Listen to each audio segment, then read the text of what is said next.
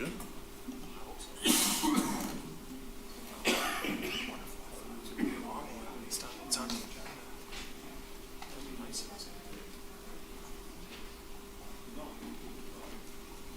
Ready?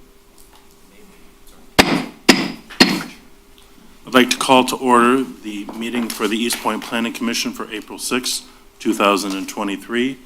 As our secretary is with an excused absence, Ms. Holman will be doing the roll.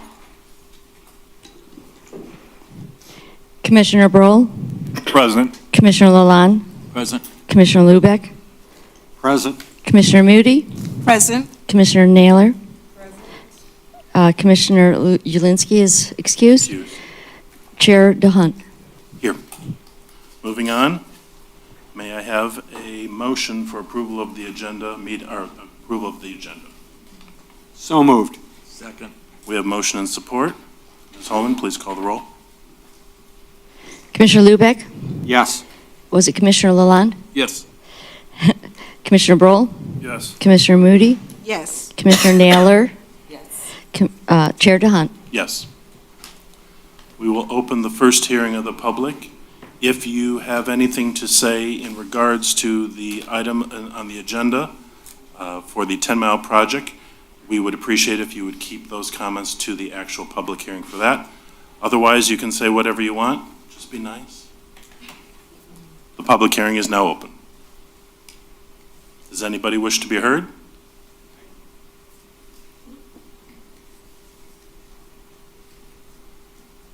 If you would please write your name and just tell us who you are, and the mic, you'll have to be a little closer to it again. I'm Corinne Bellwood. I live at 24940 Hayes, 2 doors down from the proposed site. My husband and I, our family, we vehemently oppose this. This is going to cause a lot of traffic in an already poorly patrolled area. We don't need that here. I understand the need to fill that corner with a business, and I understand that, but there's going to be so much traffic and noise that I don't think it's going to be worth it. Thank you. Does anyone else wish to be heard? Anyone else? Last call. Seeing none, we will close the first hearing of the public, and we will move on to approval of the minutes for the meeting of March 2nd, 2023. May I have a motion? I motion for the approval of the minutes for the March 2nd, 2023 commission meeting. Do we have a second? I second. We have motion and support. Ms. Holman, please call the roll. Commissioner Moody, Yes. Commissioner Naylor, Yes. Commissioner Brohl, Yes. Commissioner Lalonde, Yes. Commissioner Lubeck, Yes. Chair DeHunt. Yes. One other thing, please, commissioners and anybody that wishes to speak, make sure you're close to the mic so everything is heard properly. Because I have heard that some people that do watch, apparently we do have a following for some people, they can't hear. So let's make sure we're close to the mics. Since we're being official now, may I have a motion to open the first public hearing? I motion that we open our public hearing. I second. We have motion and support. Ms. Holman, please call the roll. Commissioner Lubeck, Yes. Commissioner Moody, Yes. Commissioner Brohl, Yes. Commissioner Lalonde, Yes. Commissioner Naylor, Yes. Chair DeHunt. Yes. At this moment, you have the opportunity to speak. Anybody has the opportunity to speak on the agenda item, the present renovation project at 15,000 10 Mile.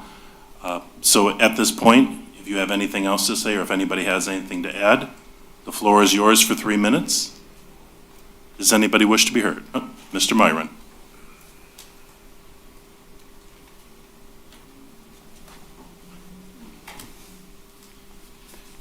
Commissioners, nothing to write with.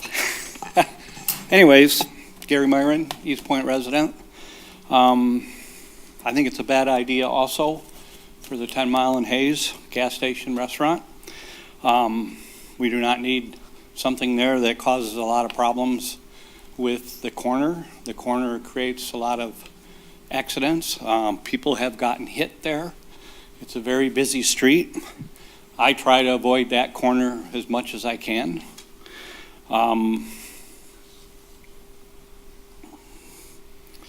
The neighborhood, there'd be a lot of trash going in and out of that neighborhood from the restaurant. Yes, they might put signs, no left, no right turn. They're not going to pay attention. We already seen that happen.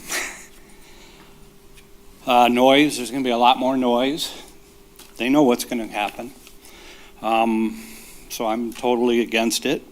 Cars, music, look at the gas stations down 9 Mile now. Look at the gas stations across the street. There's a lot of little issues there. Restaurant, what kind of restaurant? I haven't seen anything, what kind of restaurant? Are they gonna close at 5 o'clock like the bank did, so it gives peace for the neighborhood?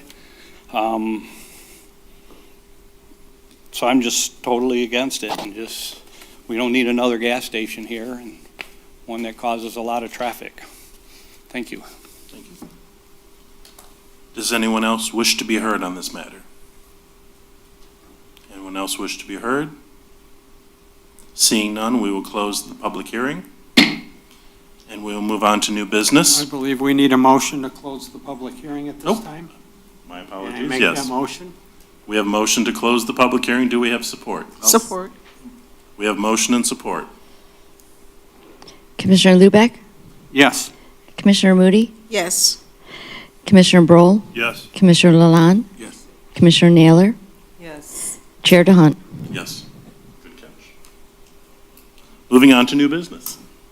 Item A, consider recommending approval for the special land use request for a gas station and drive-through restaurant at 15,000 10 Mile Road.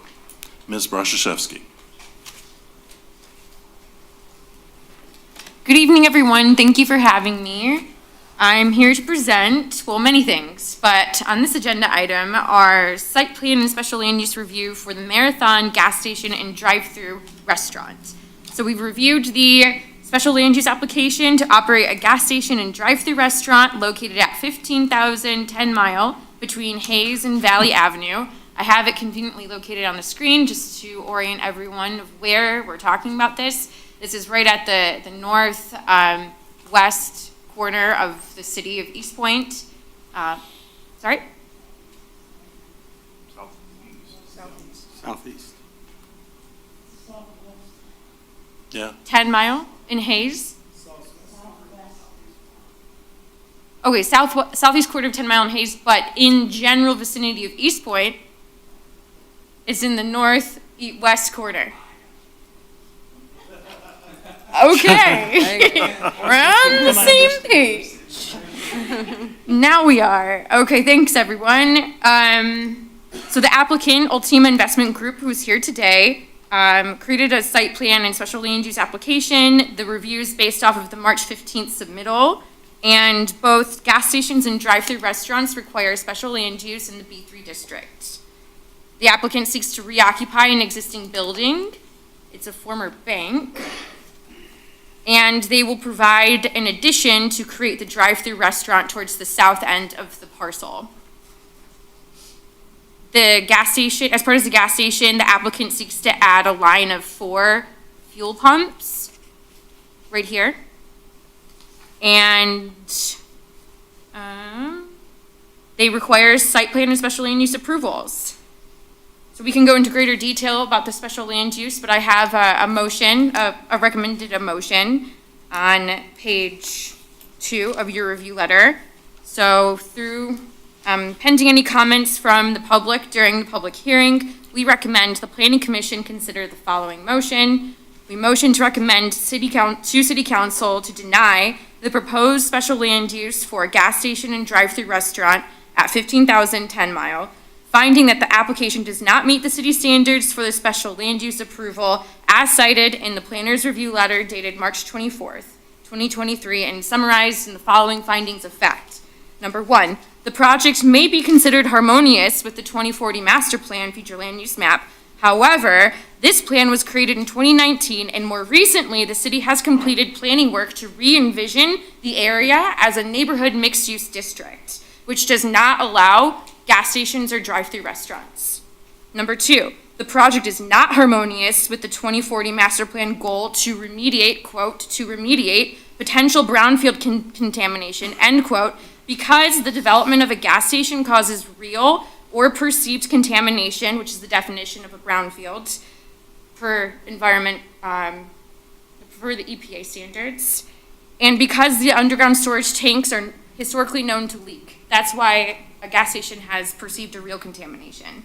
Moving on to 3, the project is not harmonious with existing character because there are 8 gas stations within a 3-mile stretch and 2 gas stations directly across the street. So we define harmonious as creating a more well-rounded, synergized neighborhood. And since there's an overabundance of gas stations already, we do not define this project as harmonious.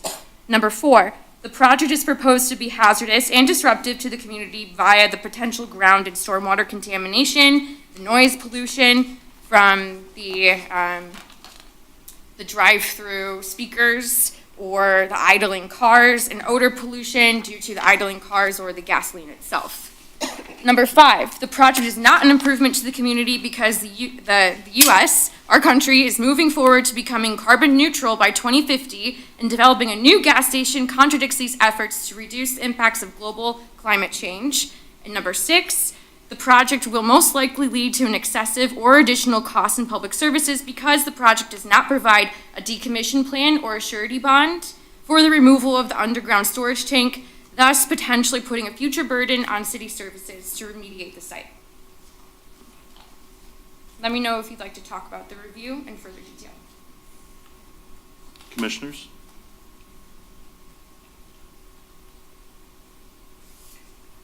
I do have a question. Yes. Okay, I did not see in our report anywhere a traffic safety study or report as to problems that I know well at that intersection of 10 and Hayes. I don't imagine it's changed much, but I used to live in that area, and there were constantly traffic altercations at that corner. And it seems that with a drive-through restaurant and gas station, that's going to increase rather than decrease. So was there one done, or did I just miss it in my package?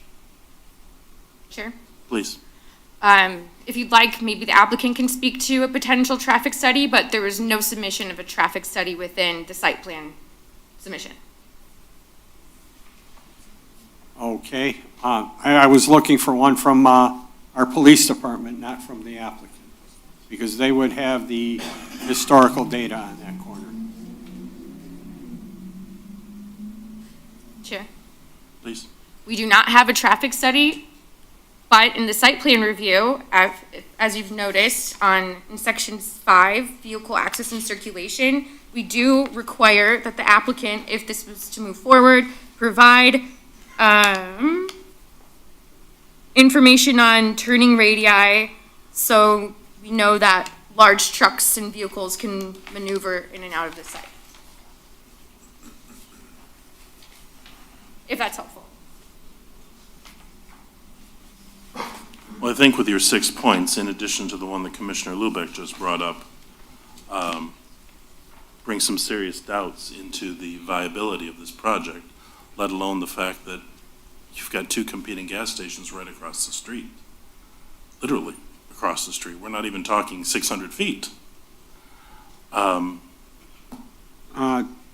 competing gas stations across the street, and I believe one of them is owned by the same parent company as Marathon. Might be a different franchiser, potentially. You know, kind of like GM as opposed to the different brands. Actually, Speedway was just bought by 7-Eleven. I know their convenience stores were, but I believe Marathon and Speedway are also under the same corporate umbrella. Does anybody have any other questions, concerns? Ms. Brzezinski, do you have anything else you wish to add? wish to make a motion? I will make the motion that has previously been, oh geez, I just lost the words. Spoken. Spoken by our city planner, Ms. Brazaszewski. Chair. Yes. Maybe it might be beneficial, since the applicants have been good business partners, to hear from them. And they've also, they're at the meeting here today.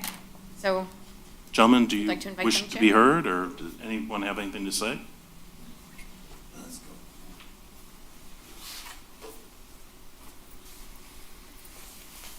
Good evening. My name is Joseph Guido Architects in Dearborn, Michigan. I'm the architect for the project. I have to apologize at this time of night. My voice gets pretty soft. I'll do my best. We basically looked at this site as a B3 zoning parcel, which allowed gas stations and drive-throughs as a special land use. And realizing that, we tried to do the best job we could laying the site out. It is a large site as gas stations go. The two across the street, if you add them together, they're not as big as this particular site is. And we thought that with the drive-through component, it would round out the use of the building. We could, if it would please the commission, we could consider eliminating the drive-through. That might eliminate a lot of on-site congestion. It seems like the concern goes well beyond that here, so it's going to be difficult to address specific concerns tonight with the site plan if we can't even get special use approval.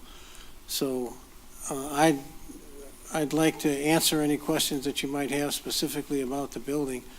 The owners operate, what do you say, more than 30 stations? My name is Jay Hamoud, and I've been in business for several years. I've been doing a lot of construction, gas stations all over the places. We operated like almost 30 locations. We do a professional work.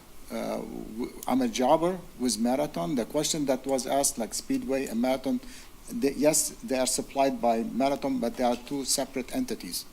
So it's going to be a different gas over there. Now, I've noted a couple things here on the report stating like, concern about contamination, concern about, this is a new station. We're going to build a beautiful, nice, graded first class. Tanks are going to be new, not like the old times. The old times, they used to be like steel tanks, a single wall. We're going to do a double wall, contain tanks underground. So if one leak, the other one will support it. Nowadays, there are many, many things that support like not to have any leakage. We have like a monitoring system. We have like visually we do monitor our gas station day-to-day basis. So also, there is a support from the state. I mean, regarding, you don't have to worry about the brownfield contamination because the state support, we are insured under the state of Michigan. We carry the insurance through the state of Michigan to all our underground tanks. We have a MUSFA fund. Basically what you're doing every day when you're buying gas, you're paying a certain fee for that environmental protection that the state will carry on and then support us with this. So there is no worry about that. There's a couple things here, like he said it's a long list and then we cannot kind of go through all of it altogether. But we would like to have that project because the site by itself, for the size of it and then the way it's going to be located, it would support that kind of business in the area. Across the street, you have a smaller station, and then out of the concern of maybe you will have more accident on the corner over there because of the smaller site. You need to update. You need to do something to revamp this area over there. You need a new thing. That's what I'm looking for. This kind of an idea, I mean, I'm a professional, and I know exactly what I'm talking about. This area over there, this corner over there, it fits good for a gas station. It serves the neighborhood. It's an addition to you, to your neighborhood. We're going to serve the good business that the neighborhood would like to have in our gas station, the food and the store. Now, Joe mentioned something like about the circulation and then the drive-through. If there's something like you don't support, we can work with that. We can work with you with any issue that you would like to discuss with us. I mean, and if it is, if I have your support, we can eliminate the drive-through. If it is something that you look to approve the site for that kind of a purpose. I mean, I can come and then show you what we did in different communities and then the support that we have from them. I mean, this is a long list. I've never been faced with like, certain things, like it's an opinion. And I feel like it helps with the city, with the taxpayer, and then this is a good thing to do at the corner. Commissioners, does anybody have any questions for the gentleman? I had one question. We mentioned a drive-through, but we didn't really speak as to what addition the restaurant would bring. And must it be a drive-through versus a sit-down where, instead of the drive-through? Because we don't have any information about this restaurant. We definitely need more restaurants. We have an interest of having more food places that communities can go to without going to the same areas. But just to say a drive-through restaurant, could be some more details that would be helpful in decision-making. It can be anything. It can be any franchise. We did franchise with Blimpie. We did franchise with Tim Hortons. I mean, there's sliders, Savvy Sliders. I mean, we have several people that we talk to, and then they come and join us in this kind of venture. But, I mean, obviously, once we get the blessing, then we can start talking to people. But, I mean, certain requirement, we go and try to approve the best that we can with a drive-through, because certain entities ask for a drive-through. So that's why, if it is a possibility. But if it is not a possibility, then we have other venues. We have other friends, like Jimmy John's. They don't like drive-through, so we can have a Jimmy John's over there. It all depends. I mean, we have to approach them. Once we get the approval, and we start communicating with all these franchise companies and see what we can do over there. Those are just some of the questions that I had, because when you see drive-throughs, which is becoming more the norm, there's such a backlog of traffic. Whereas if it was a pull-in, like the Jimmy John sandwiches or a pizza place, people pull in, grab their food and go, that might reduce some of the concern around the congestion. I know we talked about the saturation of gas stations. I think for me personally, that's not a big issue, because in most communities, you see 4 gas stations on each of the corners in an intersection throughout most cities. There's 4 gas stations always. But my question would just be about that drive-through that might add to the congestion, if it could be a different type of restaurant that could be considered. Sure. That's not a necessary component of the station. It's desirable from a tenant standpoint, but it's not absolutely necessary. And then my last point would be, because we did mention about this great initiative to move us toward electrified vehicles, and should that occur, and now you have that space and the underground, yes, we have all the extra layers of protection by EPA standards to control contaminations. What would be some of those exit strategies, or what would you consider now that we have those underground and now we're repurposing that space? What would be some of that input that you would make sure happen, so that could be a holistic conversation, because 10 years can go, 20 years can go by rather quickly. Well, I mean, these tanks are designed for 50 to 60 years, without any problem. And then I've owned and operated several stations up until now, since the start and the beginning up until now. I've never run into that kind of a problem. Neither I run into a problem where contamination went through the sewer, because these kind of things are going to be monitored and they're going to be controlled. There are a lot of laws and regulation how to do business, and then we follow all of them. So if you see this problem happening, you're going to see like most of these gas stations shut down by now. But they're still operating because they are doing good business and then are controlled. There are laws and regulations. We cannot, we have to abide by them. That's what I'm trying to say here. So, but I mean, I don't see any problem with contamination, especially when you're building a new gas station, because this is a safety condition for the next 50 years. Thank you. But what happens after the 50th year? After the 50 years, if anything happened, the state is having the control of that. They have the insurance to support this, and they have the money to give to any location to prevent or remove and clean up. So part of our task for the last number of years is trying to help put a vision together with the master plan to create a harmonious community and to give options.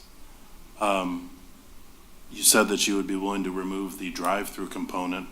I personally would rather see you remove the gas station component and put a nice restaurant in there. Well, I mean, I appreciate that. We would love, I mean, if you'd like to see a restaurant over there, we can put a classy restaurant.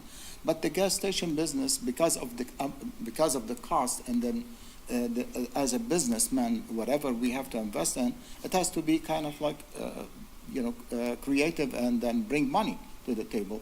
And in addition to that business, we need that gas station to support our restaurant business too, to bring the customers in, Now, we're looking to get the approval for, at least for the gas station, so we can have that kind of a factor in our business plan.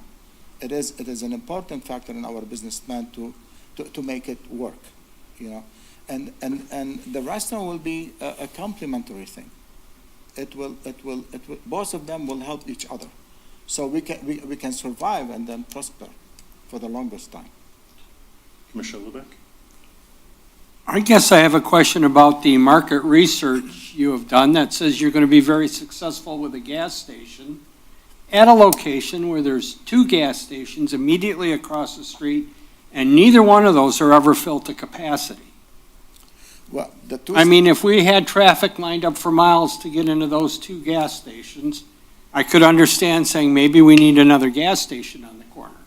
But I'm frequently by there, sometimes several times a day, and neither one of those gas stations ever seems to be backed up very often with vehicles waiting to fuel up. So it looks like, to me, when I hear that, and you're telling me you need the gas station for success, I'm trying to think, where's your clientele going to come from? Because neither one of the other 2 seem to be at a saturation point. My clientele are coming from the west side on 10 Mile. Instead of making a left turn in the middle of the lane to go to the other 2 gas stations. My customers who are driving from the east side, they are going to continue driving because they are not going to be able to make that left turn. And the people who are coming from the south and from Hayes, those are my customers. On 10 Mile from this side of the road, there's no gas station prior to that. There is, but it's distant. I mean, within a 1 mile, you should see like about 2 to 3 stations. I mean, this is normal business.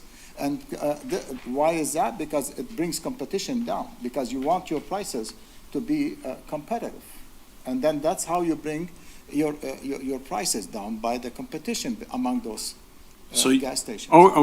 Okay, well, I'm going to take exception with your statement that coming from the west, nobody's using those other 2 gas stations.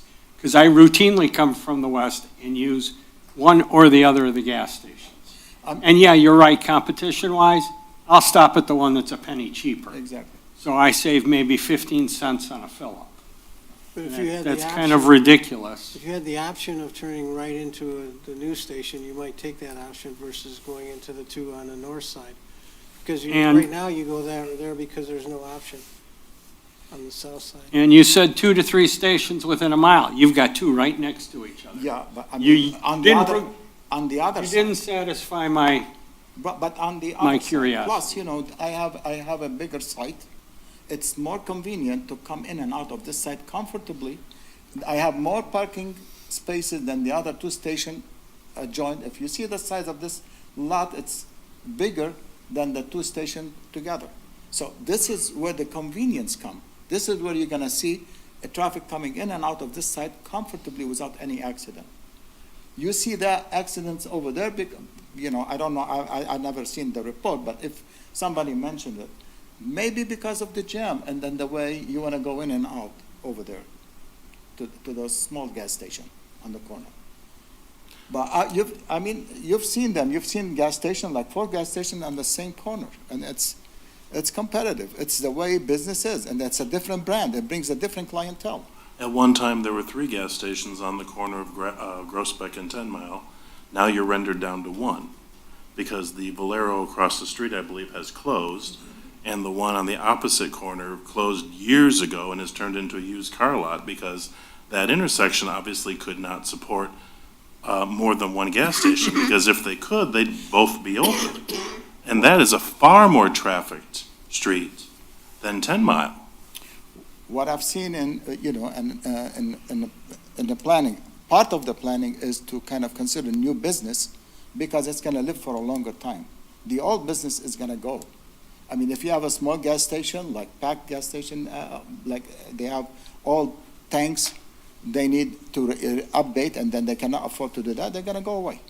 But if you're starting today with a new concept, with a new generation, we're going to put also a couple of electric, pumps on our site to update, to move on with what's going on for the future. Does anybody else have any questions for the applicant? Anything else? Ms. Brashevsky, do you have anything to add to the conversation? Sure, nothing else that I've previously mentioned. Okay. I can report that I do know of at least one leaking underground storage tank caused by a gas station within the city of East Point. I know that there are more. I know there's nothing else I can add to the conversation other than what I said. All right. Gentlemen, do you have anything else to say, or? Not at this point. Okay.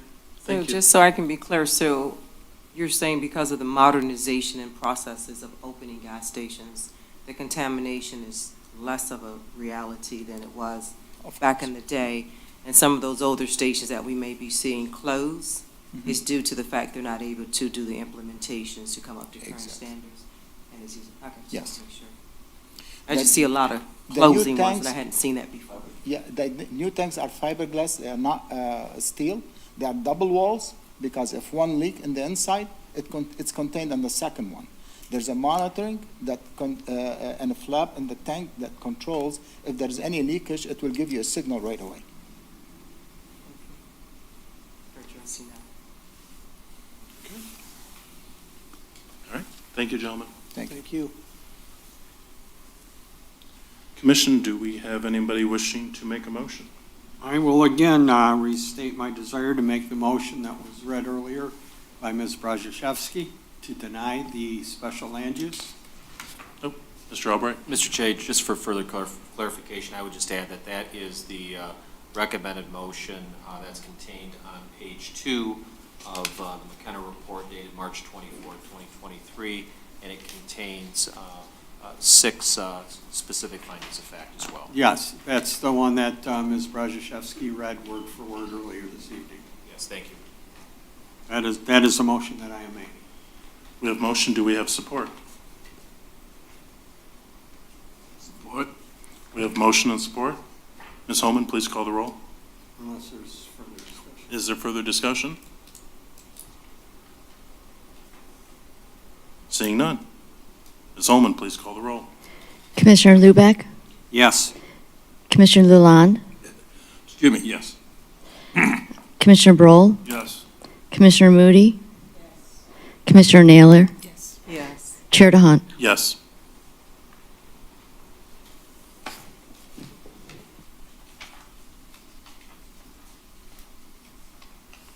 So did that just make item B moot? Temporarily. Hi, Chair. So city council will make their decision, and then the site plan can be reconsidered after that. But for now, it's recommended that the planning commission table the site plan. However, you may offer preliminary feedback on the site plan because the applicant is in the room today, if you're interested.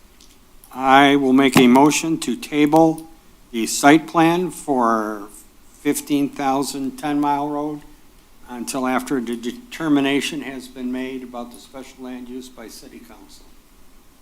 We have motion. Do we have support? Support. Any other discussion? Seeing none. Ms. Holman? Commissioner Luback? Yes. Was it Commissioner Naylor? Uh, Oh, Commissioner Moody? Yes. Commissioner Broll? Yes. Commissioner Lalonde? Yes. Commissioner Naylor? Yes. Chair DeHunt? Yes. Moving on to item C, consideration of site plan extension request for 21,000 Kelly Marathon Gas Station expansion. Ms. Brashevsky? Good evening, thank you. On April 7th, 2022, the Planning Commission granted approval of a site plan to expand the convenience store component of the Marathon gas station located at 21000 Kelly Road.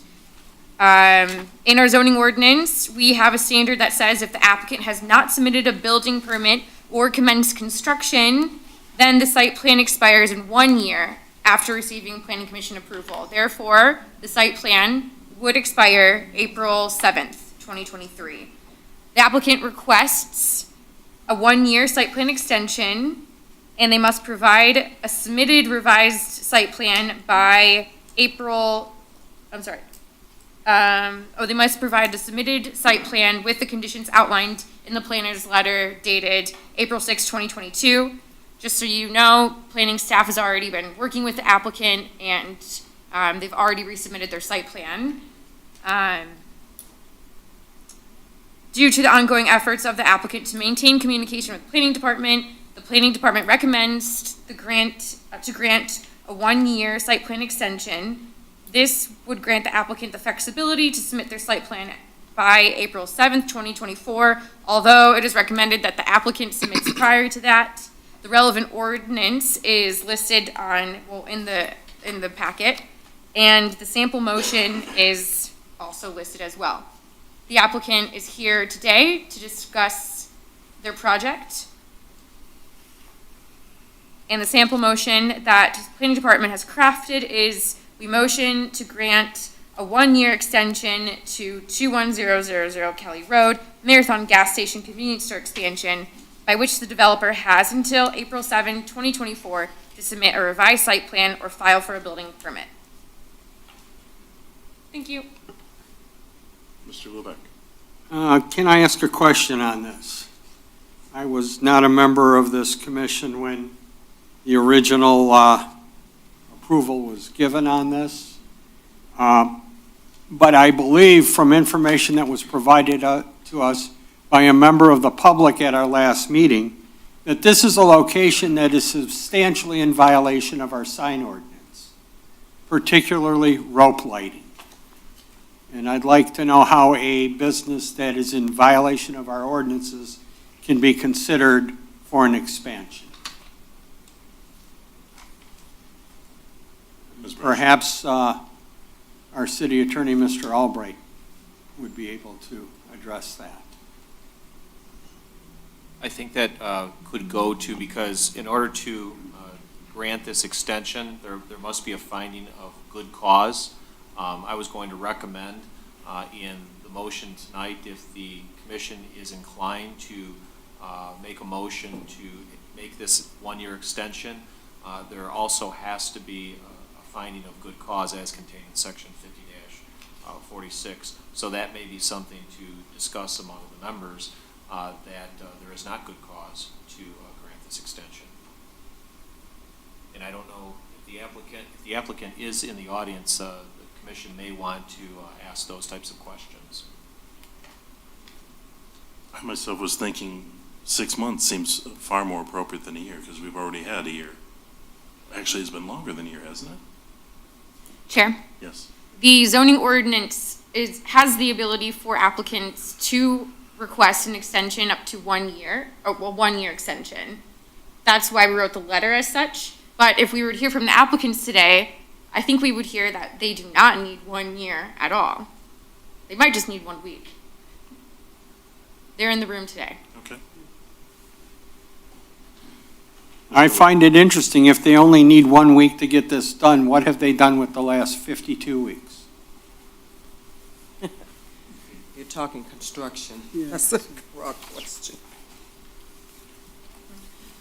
So I'm a manager doing in that gas station, and the owner is not in the country.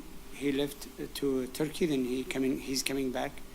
But he told me to ask you to give us an extended time because they are sure that they're gonna do it this year is coming. And is he going to be able to comply with the items that Mr. Lubeck brought up about specifically rope lighting that is in violation of our ordinance? I mean, Yeah, they'll comply with that. I'm Joe Altman. I'm the architect from Altman and Associates. The reason they haven't started construction yet is because the climate, the construction climate has changed from the time when they originally got the approval. Materials have shot up like 2 and 3 times. So they weren't able to start right away as they'd have liked to after they got the approval. Secondly, the contractors have been hard to come by, but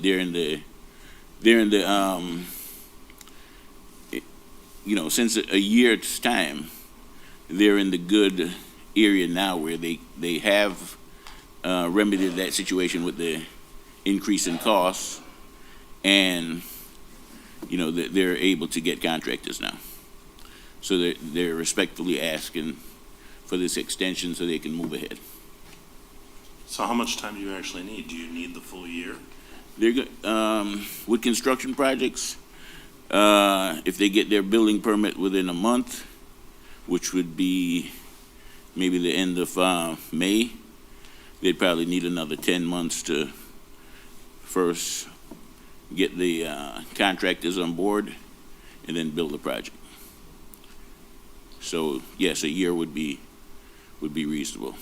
So we heard that there are going to be revised site plans. Is the site plan materially the same? Are you just changing materials? Are you changing dimensions? What is? No. Give We're us the not overview.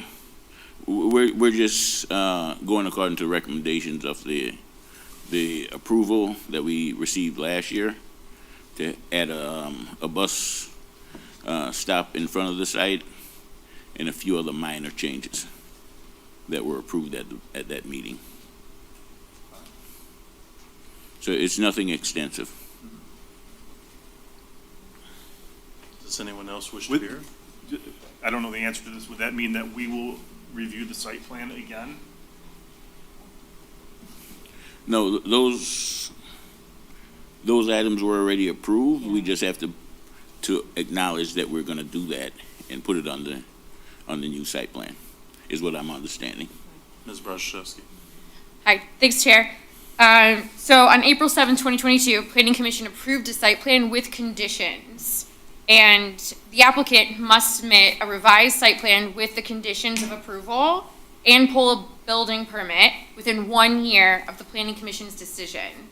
So that's why they're asking for, I think, Mr. Altman?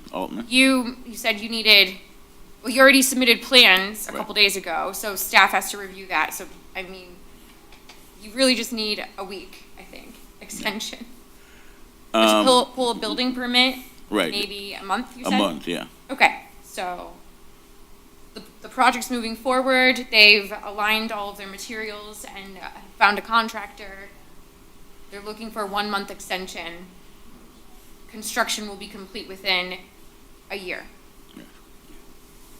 Granted, everything remains seemingly typical, normal. I don't want to say normal, but okay. Thank you. Chairman, ask the question. Yes. I thought we mentioned there would not be a meeting next month. So how It's could that possible. happen? It's possible. So that site plan could be delayed for that final approval with the. I don't think you need a site plan review, do you? With the updates, do they have to be approved just from the administration or has come back before us? Chair, Please. the site plan can be handled administratively. Okay. So the planning commission already approved a site plan. We, administration, will review that the site plan has all of the conditions of approval. Thank you.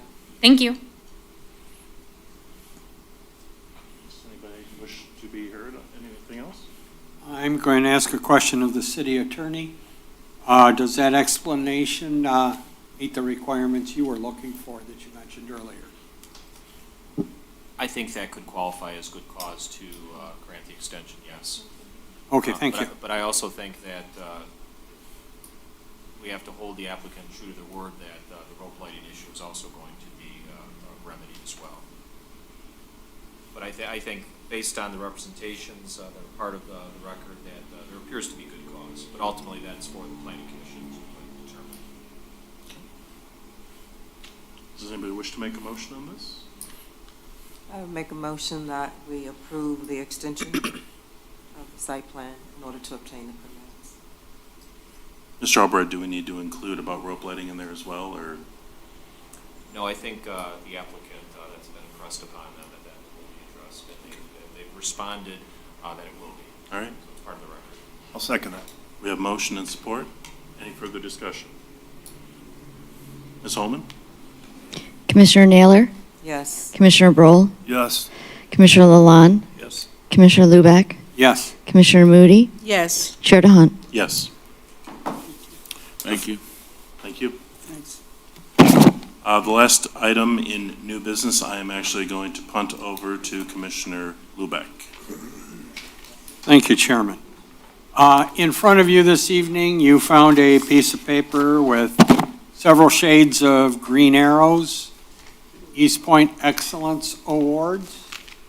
I received this in the packet that I had for the Local Officers Compensation Commission meeting that was held last week and again yesterday, outlining criteria to nominate board and commission members for awards.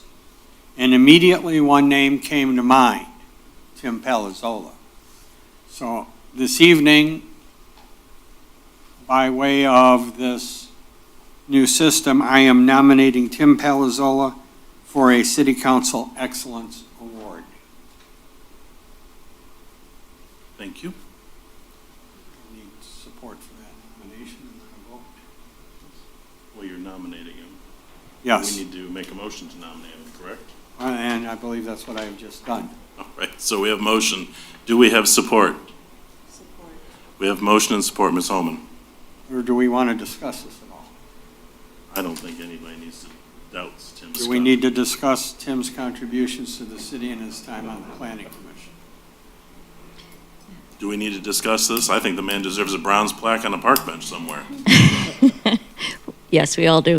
However, what we would ask is, we've done this with a couple of commissions, if someone on the commission would agree to present the city manager with language that could be put into the Excellence Award that could then be presented to council.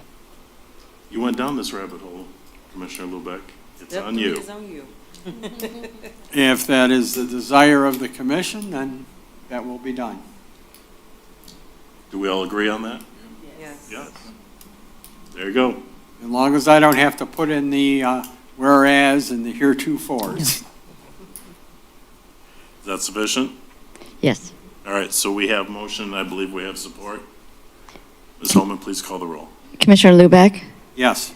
Commissioner Moody, Yes. Commissioner Broll, Yes. Commissioner Lalonde, Yes. Commissioner Naylor, Yes. Chair DeHunt. Yes. A wholehearted yes. Moving on to item 7, unfinished business. Ms. Brashevsky, item 8, it's all you. Thank you, Chair. I'll defer to my colleague, Senior Principal Planner Hawk. Evening, Commissioners. Enclosed in your packet is a brief memo that outlines the draft zoning ordinance and the process that this update went through. As you recall, the last major update to the zoning ordinance was a decade ago in 2013. And this rewrite has definitely been a significant opportunity for the city to modernize and improve its code and make it more user-friendly. As we state on page 1 of the memo, there are really two planning documents that largely influenced the draft zoning ordinance. That would be your 2040 master plan for land use and the 9-mile strategic action corridor plan. We also list a number of other planning and zoning resources that were relied upon in this update.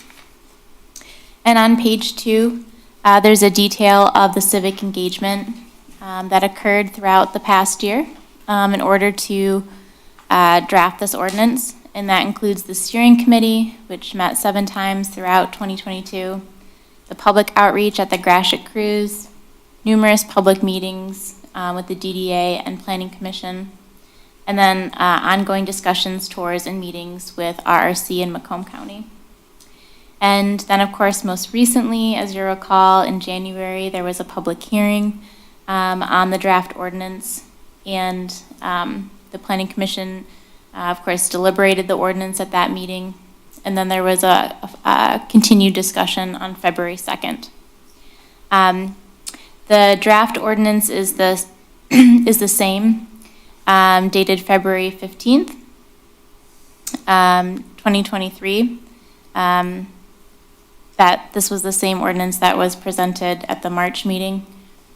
And on the bottom of page 2 of that memo in your packet, we note a sample resolution, a sample motion, excuse me, for your pleasure to move this to the next square. So since it is the zoning ordinance, it is a recommendation to City Council for approval for the eventual adoption. The motion that we've provided states, I move to recommend approval of the revised City of East Point zoning ordinance and corresponding zoning map dated February 15th to City Council for final adoption, contingent that the following modifications are made to the final published ordinance. And then there's 4 bullets there that are listed. You could add additional changes if you so wish. But based on the additional feedback that we received, we agree with these 4 minor edits and would see those in the published draft. So that includes to section 50-167, adding satellite dishes as permitted uses in the MU2 and DT districts. In section 5184, to eliminate the extra space in the word in. Section 5188, to correct, to make 2 corrections, form to 4 and available to accessible. And then section 5274, to add the definition of a privacy fence to the glossary, which we've provided further in the memo in red text. And that is, that definition carries over from your current code. That was just an oversight on our part. So if you have any questions, I'm happy to answer them. And if you are ready to move forward, a sample motion would be appropriate tonight. Thank you. Does anybody have any questions? Oh, Mr. Lubeck. Okay, I'm going to refer to page 3 of the memo, Article 8, Section 50-195. This is off-street residential parking. In the notes, it says we do not want to contribute to over-parking. The reality in a residential area with parking is there's going to be parking. I believe the over-parking at the present moment is in the streets, which is why I would like to see the ordinance not change, or if it does change, increase the off-street parking minimum requirements. I got started in the city on the Zoning Board of Appeals, where we took all the hopes and dreams and brightest ideas of city planning and had to deal with the mess they made because they didn't mesh with this community. There are recommendations, there are great ideas. They're mostly brought forth from the idea of a clean sheet of paper and you're starting a community from greenfields. The ordinances were put in and they created all sorts of headaches. Every month we were having a ZBA meeting to try to remedy something from a ordinance that really wasn't written with an established community and the situations we had. It's well established for as long as I've ever followed council, which is better than 40 years, the problems with snow emergencies in street parking. And that's only going to be exacerbated by changing our minimum to only one off-street spot per residential area. I read a line in here, it says that we're trying to support the city's business-friendly culture. And I remember a comment by Chairman DeHaan. Do we always have to be so business-friendly that we drop our drawers and bend over? Where do we do what I believe we are supposed to do as a planning commission and consider community-friendly development? Planning our development for something that actually fits the reality of our community, rather than some dream that comes up from scratch. I don't think we're going to hurt or substantially change anything by requiring 2 off-street spaces. Anybody who drives through the city can see what the situation is. And I think by reducing off-street parking on residential properties is going to push more vehicles into the street. There's another comment in here. 70% of households in East Point have a household size of 1 or 2 people, which suggests, well, a suggestion doesn't always fit reality. I've got one house kitty corner from me, single family. They have room for 3 off-street parking locations, and routinely on any given night, there's 5 to 6 vehicles there, if not more. There are 2 households within eyesight of my property where you may have 2 people living there, 2 people of driving age, and they have 3 vehicles. So all I'm saying is I would like to see this actually fit what we have going on in our community and not some great planning ideal based on statistics and suggestions, but actually based on the reality in our community. With that said, I renew my request that we leave that alone at 2 off-street parking spaces. And I realize that ultimately that's going to be a decision of this planning commission. And with that, in order to get this on the table and discuss it, I'll make the motion to change Article 8, Section 50-185 to allow single and multiple family dwellings 2 off-street spaces instead of the change to the one that is proposed. What was the section? Article 8, Section 50-195. 195, okay, I thought you said 185. Right, okay. If I said 185, I apologize. No worries. We have a motion. Do we have support?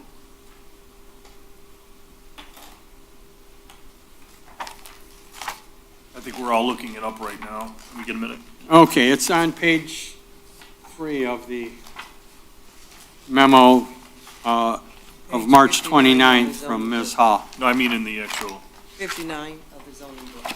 Yeah, page 59. thank you. Wait for this, support and the motion before we can have discussion. Well, let's get some support and then we can discuss. How about that? Does that sound appropriate? So can I get somebody to support that motion? I'll support the motion. Let's open it up for discussion. I'll start. We're asking for a minimum of 1 dwelling, off-street parking. That's the minimum, and you're asking for a minimum be 2. Is that what the request is? To be perfectly clear, the old ordinance, and for as long as we could probably trace back, it has been 2. This new ordinance is proposing a reduction to 1. And yes, I am asking that it be left at 2, A minimum of a 2? minimum of 2. So if there's a minimum of 1, doesn't mean it only has to be 1. So there's some flexibility. I'm just, a minimum of 1, but if you had 2, you've met the minimum. Right, But but it- I'm, But what you I'm wanted to saying state is, minimum of 2. that is correct. What is the length of a parking spot? So if we have to have 2, how long does that have to be versus 1? 40 feet. 40, so it'd have to be 40 instead of 20 to have 2. The average- Why would it be 40 feet for parking when it's only 20 feet for stacking in a drive-through? For 2 parking spots? No, he asked for 1. For 1 parking spot? I understood what you meant. It's 20 and 40, right? Yeah. Yeah. It's 9 by 20. Okay. Because I had understood that you were asking what is the minimum length for 1 parking spot? I threw 1 and 2 both into that Okay. mix, so. Well, I don't know what it was for parking, but I know for stacking in a drive-through, it's 20 feet.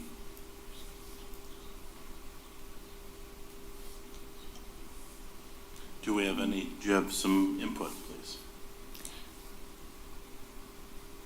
I would just say that in our professional opinion, communities are not sticking with the 2-car minimum requirement anymore. This is not what the Institute of Transportation Engineers is recommending for communities nationwide. It is not what the Urban Land Institute, ULI, is recommending. They're actually at 0.75 for a residential unit. I'd like somebody to show me 0.75 of a car. It's called the last, Have you ever seen a smart car? smaller cars. I mean, if I can add too, this kind of goes in the same direction of the movement where we're going from an EPA standpoint of reducing the carbon footprint. And so walkable neighborhoods, more consolidated in density in communities to minimize the need for vehicles, which is supporting a minimum of 1 vehicle in these residential multifamily dwellings, et cetera. If you have 1 car per unit as a minimum, like I said, it doesn't mean that's all you have to do, but you can get a site approval and all those things in place, if I understand this properly. Mr. Lubeck. Okay, taking that information that Ms. Ha just provided for us, what do they recommend for a minimum street width? The minimum street width is all going to depend on the type of street that it's supposed to serve. If it's a local road, if it's a collector road, if it's an arterial, how many lanes, if there's, any pedestrian, cyclist infrastructure. Those are all variables. Okay, because we have some very narrow streets in our city, which I am willing to bet if you looked at those standards, we don't meet the recommended minimum widths. And I'm sure our fire department representative can tell us the challenge they have getting down some of the streets when there's a street full of cars on both sides. Good evening. Yes, especially during winter months, when we have cars parked on both sides of the streets and then they're not moved off into the driveways, the plows can't get down and it creates ruts. And even though those fire trucks are big and heavy, they get caught in those ruts and they start pushing you into the cars. So it's very treacherous to even drive down there. And some of the streets are very narrow and you have to go extremely slow to try to even navigate down, depending if people parked even a little bit off of the curb lane. So, again, what I'm saying here is by reducing it to a minimum of only 1, we are exacerbating the problem with cars parked on our streets. It's a safety issue. I've lived on very narrow streets in this city, and I've seen ambulances and fire trucks trying to get down them. And now if you're saying you only have to have one spot, you've now just pushed a second vehicle out into the street, causing a safety issue. That's why I'd like to see it increase. I've said that before, I'll say it again. But I am willing to compromise and say, leave it at 2. I believe Ms. Broszewski has something to say or to add. Thanks, Chair. I do have something, but I'll defer to Community Economic Development Manager McCain, who had something to add. I see hair, I don't see, there you go. Yeah, I'm sorry, even if you can't see me, I'm here. Good evening, Commission. I just wanted to share some SEMCOG data with you, and I also wanted to uplift Commissioner Naylor's points that this is a development-friendly shift, and that developers, I think we should give them the decision on, how much parking that they need for any new housing spaces. But looking at SEMCOG's data, East Point, 7.7% of residents do not own a vehicle, so something to keep in mind. We're also, according to SEMCOG's data, the second most dense municipality in Macomb, or in SEMCOG's, I think it's a 7-county region. So if we, want to maintain and even potentially increase that density, which is good for the community economic development, I do think this is a very progressive and forward-thinking change to the ordinance. What is the minimum setback on a single-family house for our ordinance? The current or the proposed? Both. I believe the front yard setback is 25 feet, isn't it? 25 feet.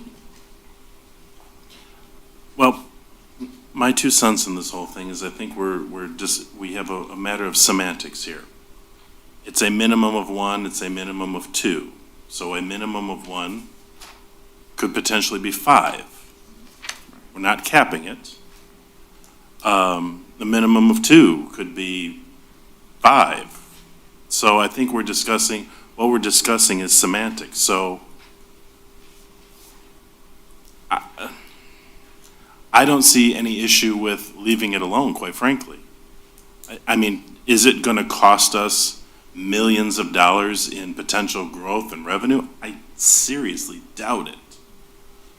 Because we're pretty well developed now. I mean, somebody would have to level some schools or churches to make this even relevant. I think it's a moot point right now, and I can't see any issue with just leaving it the way it is. Love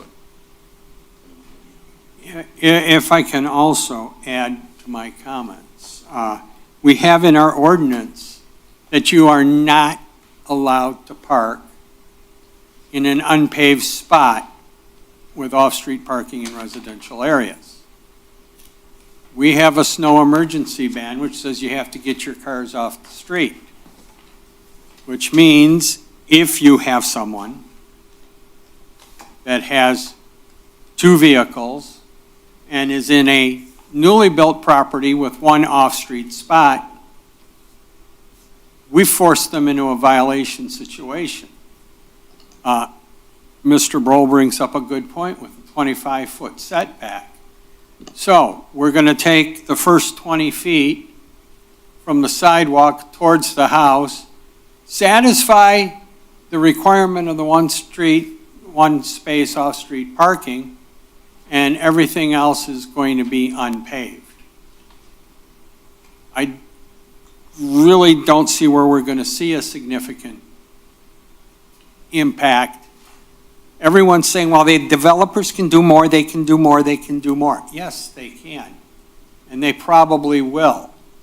But I'm saying, let's not make the bar that low that we are creating additional problems with off-street parking in the city. Ms. Naylor? Yes, I think the lens we have to look through is, if we look at just the existing East Point, most of these properties have driveways, and 1 or 2 off-street is going to be kind of mute because they have the driveways. As you say, you see 5, 6 cars in driveways. However, if we are talking about some of this new mapping in our zoning map where we've identified some areas that could possibly be redeveloped, I mean, even the 10 mile versus a gas station and a drive-through, what if that was to be a housing, get some zoning for housing? And if that developer has to now provide 2 parking spaces per unit he puts there, you increased the amount of parking and stormwater runoff, whereas with just 1 car, you can have less parking and more housing to house versus just parked cars. So if you look at it from the lens of new developments and some of these areas that we would like to see some density come to these open areas, that's why I think it comes more into play. In our existing homes and residences, most of places I've driven through East Point, there's a driveway going all the way back to the garage. They can put as many cars in there as they want to. But if you talk about new development, I have to have 2 cars per unit I'm building. That's 80 parking spots if I want to do a 40 unit.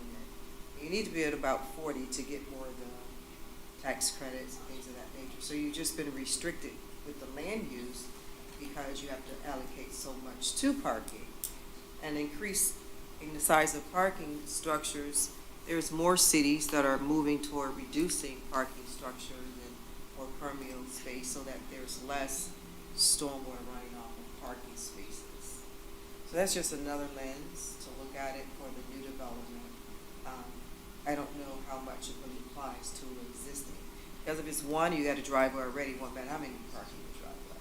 But it's really, I think, from my standpoint, that we want new developers to take care of, consider these open spaces for some density in the East Point, new development, new housing, new opportunities.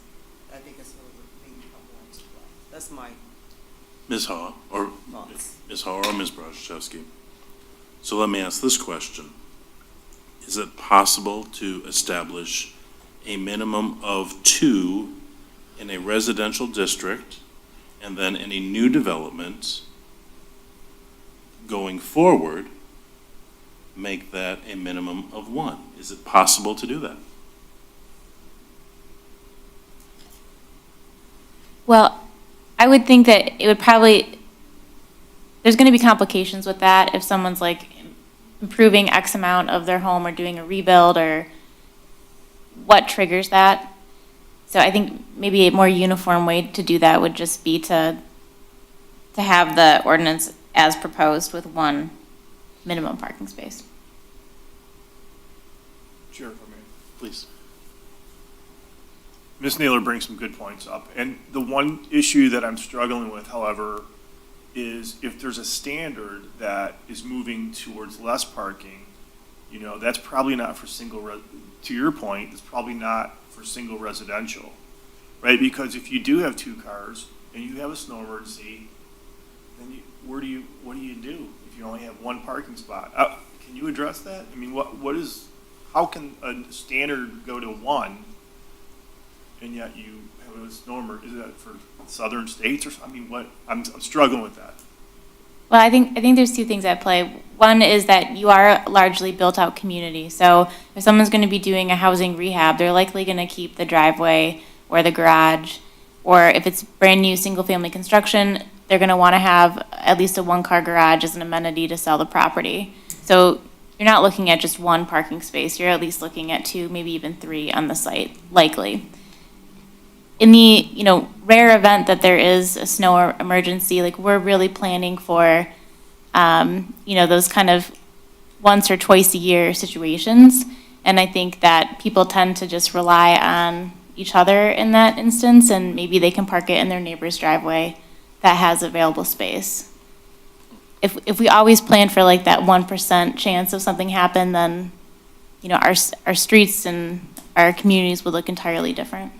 I understand your point, but yeah, I understand your point. Does that situation and that possibility outweigh the need for the other problems that are created by having too much parking, such as the excess pavement and stormwater infrastructure, and even just the aesthetics of additional pavement in your neighborhoods?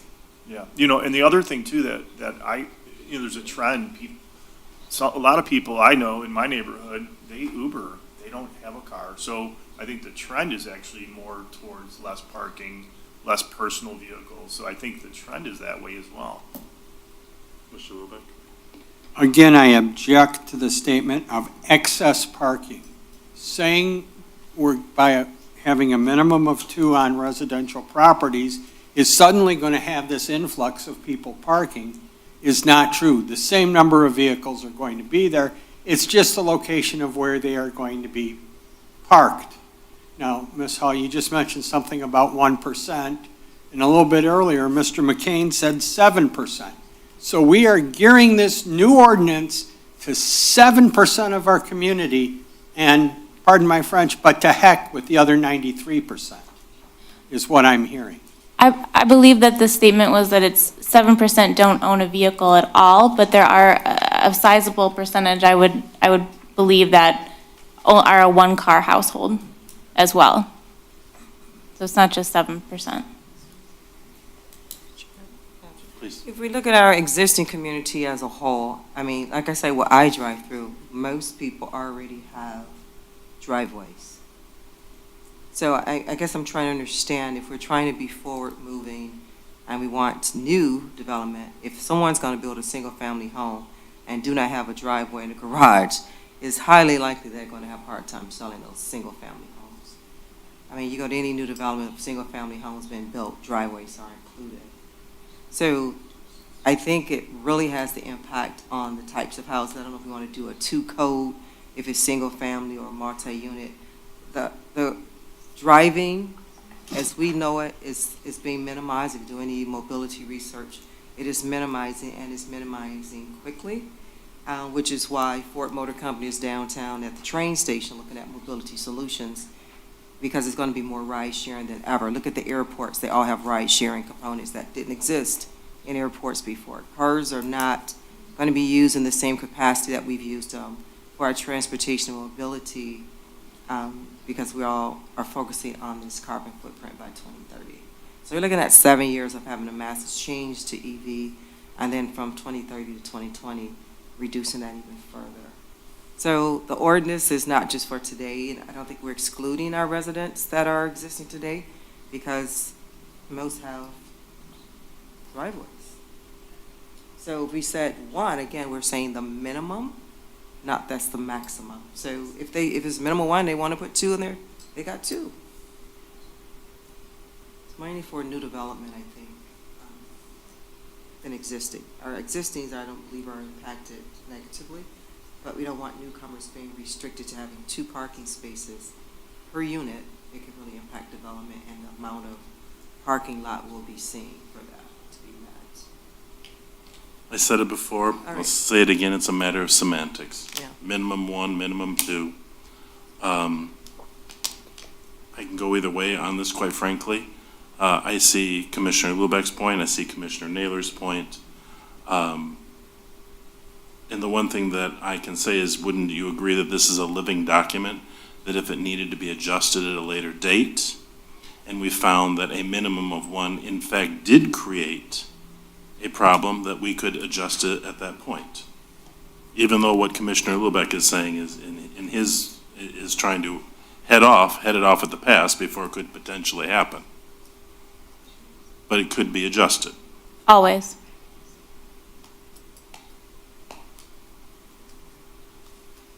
Okay. Ms. Brzezowski, do you have something to add? Sure, thanks, Chair.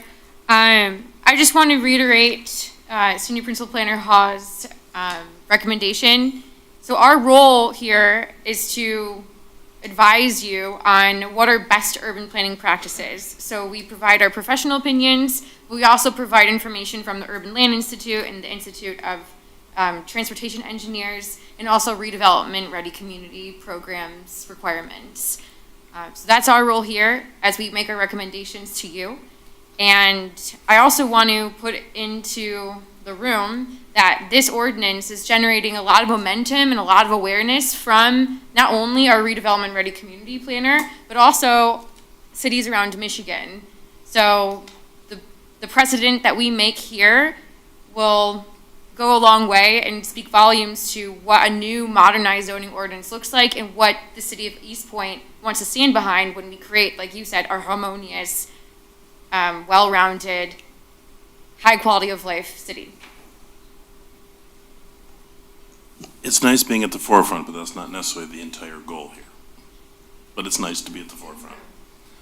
I don't know what we're going to do here. We've got a Well, we do have motion and a we have motion support. on the table, we have support for it. So I So at guess some point, we're going to, a vote on that is required. Mr. Chair, there would be a required vote unless the maker of the motion wants to withdraw the motion for any reason. But if the motion is going to proceed to a vote, I would simply ask that the motion be restated just so everyone, including the public, knows what exactly is being voted on. Mr. Lubak, you made the motion. Do you wish to change your motion or? I know the spirit of the motion, I don't know what words I use, but I will make an attempt to restate the motion that I believe Article 8, Section 50-195 remain at the old standard of 2 off-street parking spaces minimum for single and multiple family dwellings. And the proposed motion that's contained on page 2 of the planner's report, that would be then otherwise verbatim. Well, that would obviously have to be amended. But it would be 5 bullet points then?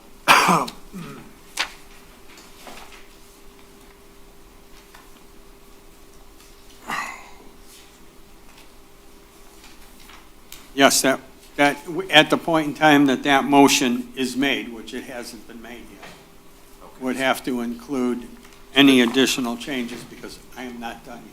Okay, so this is adding a 5th bullet point at this point.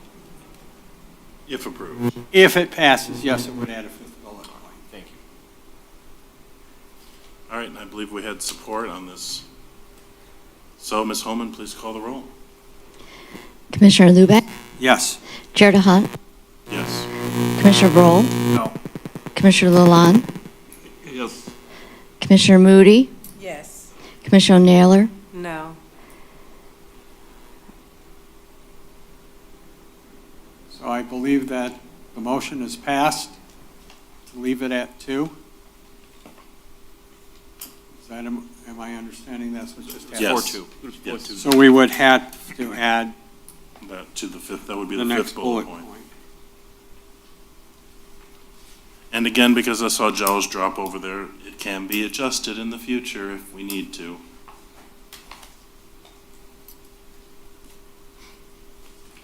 Again, what I've seen in new development is actually been 3-car garages, which is 3 off-street spaces, with an additional space in front of those garage doors.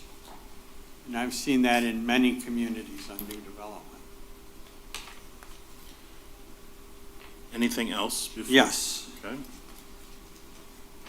If you'll go to page 5 of that memo. Just past midpoint in the page, it's called out as page 47, wireless communication facilities. And the comment is made that FCC law, federal law from the FCC, prohibits municipalities from limiting the number of co-locations. My suggestion is not to limit them, but to encourage them.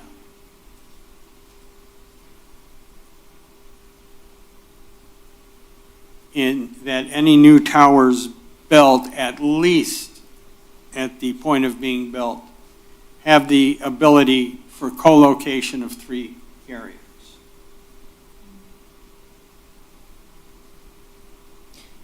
The municipality cannot require any number of, it can't require a minimum or a limit to co-location. If the provider does not need to provide co-location, then they're not required to. The local jurisdiction has no control. I'm not saying they have to co-locate 3 on a tower.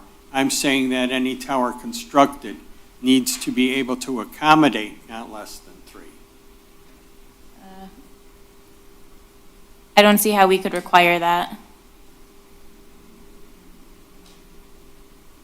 Structurally, to require the company to provide that on their tower, if they didn't want to co-locate.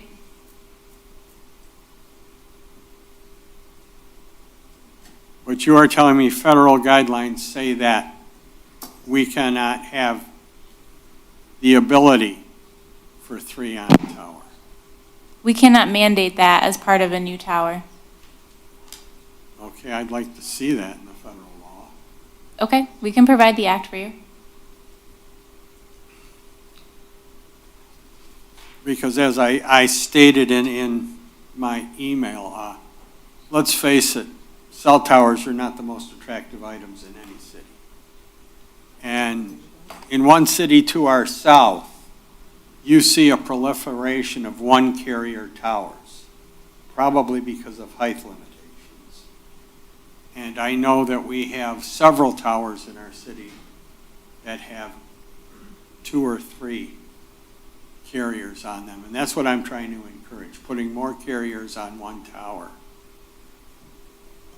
The municipality can request a coverage map, which your ordinance does allow. So you can ask the cell tower company to demonstrate the need for that coverage, but you can't require them to provide that, to provide a structural foundation for future co-location. Okay. I'll accept that as the truth. It's just a thought I had, and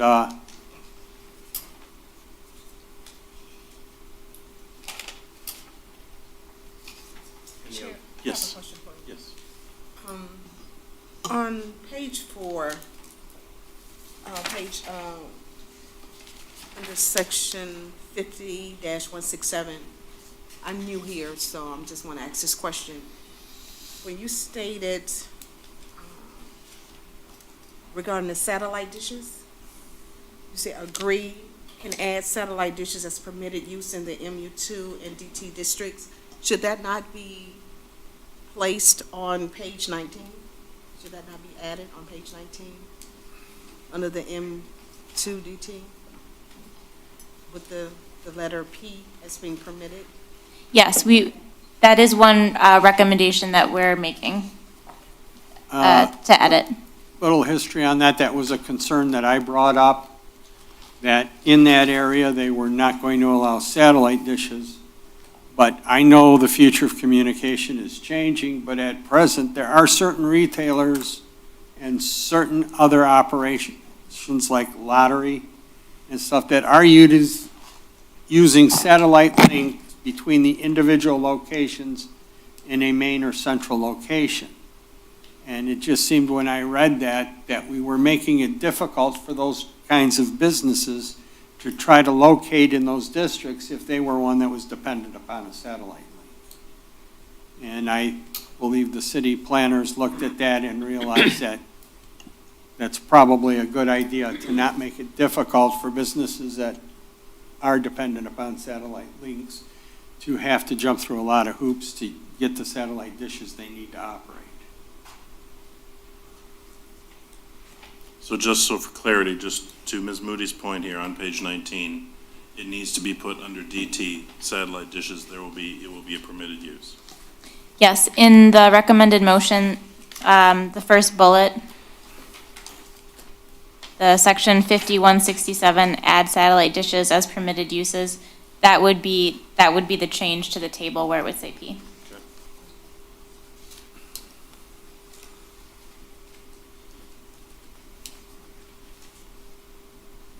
And I thank you for the addition of the definition of a privacy fence. Had some fun with a privacy fence many years ago at a ZBA meeting because of how poorly it was defined. And then I did not see one, and I said, well, if we're going to call something a privacy fence, we have to know what it is. Does anybody else have any other call-outs on this?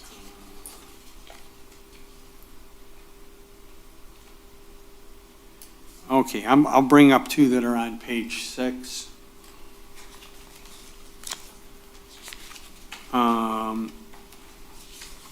The one on page 98 and the one on page 112. And it was interesting, we actually had that issue on our agenda earlier this evening. And that being we give them a time limit as to when they must start a project from approval, but we don't give them an end date. It's one of those issues, they tell you if you're dealing with a contractor, don't let them give you a start date, have them commit to a completion date, because they can drop your roofing materials off in your driveway, and they've now technically started the job. But it can take them forever to complete the job. And I'm guessing by the fact that there is no recommended changes on these two items, we can't get them to commit to a completion date. Much like the issue with the gas station earlier. They had one approval that was about to expire for 1 year to start the project. They did not start that. We allowed them to come in and ask for an extension, but we still can't get them to commit to a completion date. I would think that there would be way too many X factors in a completion date. I mean, you could have a target, I suppose. Every project has a start and an end date. That's a proposed end date. But in the world of construction, it just doesn't go that way. Like you said, you don't know what labor's going to be, material costs. So I think a proposed, the timeline is mainly to get the permit. In most cities talk about when it has to be permitted. When you pull a permit, it has to be underway within 6 months, so you have to pay that cost again, because they know there could potentially be delay. But to kind of deter it, they like to say a year, 6 months. If you don't need it, you have to get extensions or pay additional fees. Because projects just don't, I mean, right now is an unprecedented time. I mean, this guy, if it wasn't COVID time, he might be done and open. But this last year has been unprecedented in the construction industry. Look how long the Hudson site set still, and that's a whole lot more money. I can appreciate that. And one of my first complaints was the word must be diligently carried out, and I guess diligent leaves a lot of wiggle room. And I think Mr. Albright and council has seen a lot of that with some of the show cause hearings, where they go in and they nail up 2 boards and they don't do anything till they get dragged back in for another show cause hearing, and then they go in and they paint a couple of walls, and then the building sits until they get drawn back into another show cause hearing. I guess what I'm trying to look at is I had one in my neighborhood. There was a house fire, and it took them 2.5 years to get the work done on that. And unfortunately, they started with the work on the inside, left the boards on the windows and the smoke above the windows as an eyesore in the neighborhood. And I know myself and the other neighbors would have appreciated if they would have at least got the outside looking like something other than a burned out house. So. It would seem to me too that one of the things that would be a great factor is if, I asked for the quarterly review, maybe this is another way to reevaluate if something, where a project is at. Maybe this is a cadence that needs to be set up in the building department, where are you at this quarter? Maybe you touch base with people and see where they're at and if they're falling behind or whatnot. This could be a mechanism within the building department as opposed to, an ordinance change, for lack of a better phrase.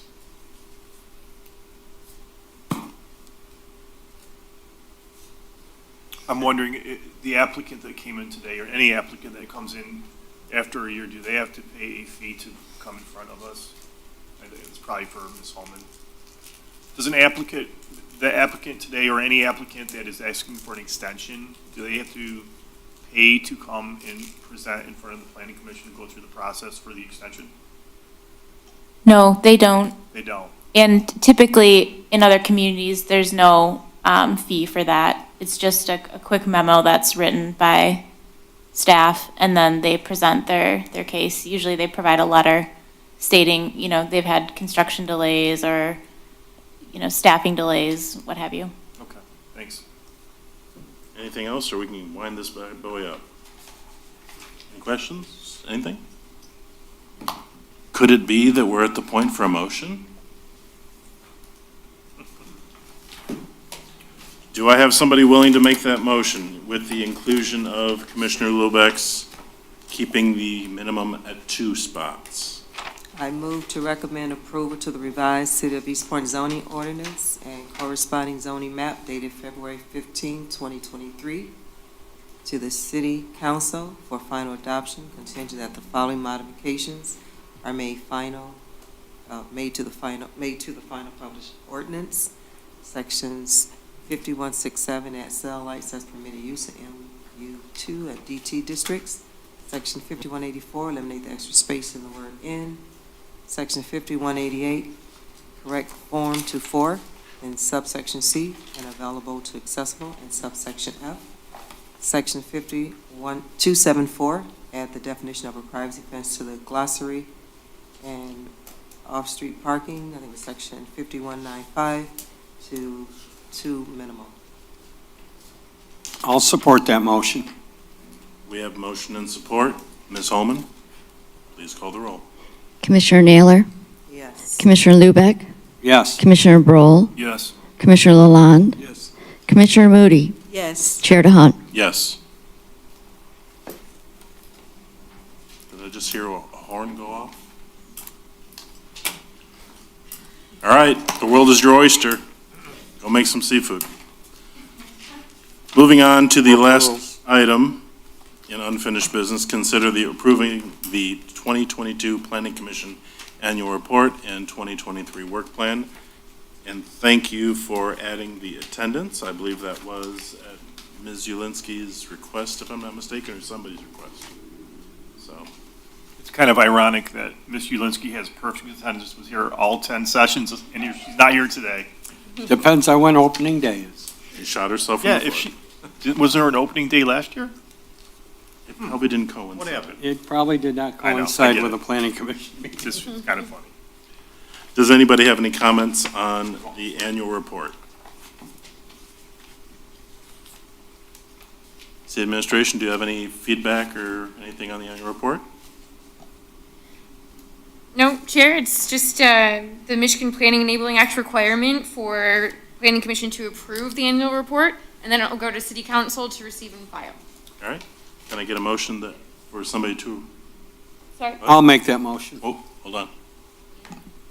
I just wanted to let you all know that me and Ms. Homan did review it, and we're all on the same page and in support of this as it's written. Thank you. Okay. All right, can we get a motion? I still make the motion to approve it. Do we have support? I support. We have motion and support. Ms. Holman, please call the roll. Commissioner Lubeck, Yes. Commissioner Moody, Yes. Commissioner Broll, Yes. Commissioner Lalonde, Yes. Commissioner Naylor, Yes. Chair DeHunt. Yes. And the second part of this would be the 2023 work plan. And is that meant to say 2024 work plan? Or, because we still have work for the rest of the year, unless you want to. Oh my God. All right, so on page 16 it says work plan ideas for 2024. In the agenda, it says 2023 work plan. Which one are we working towards?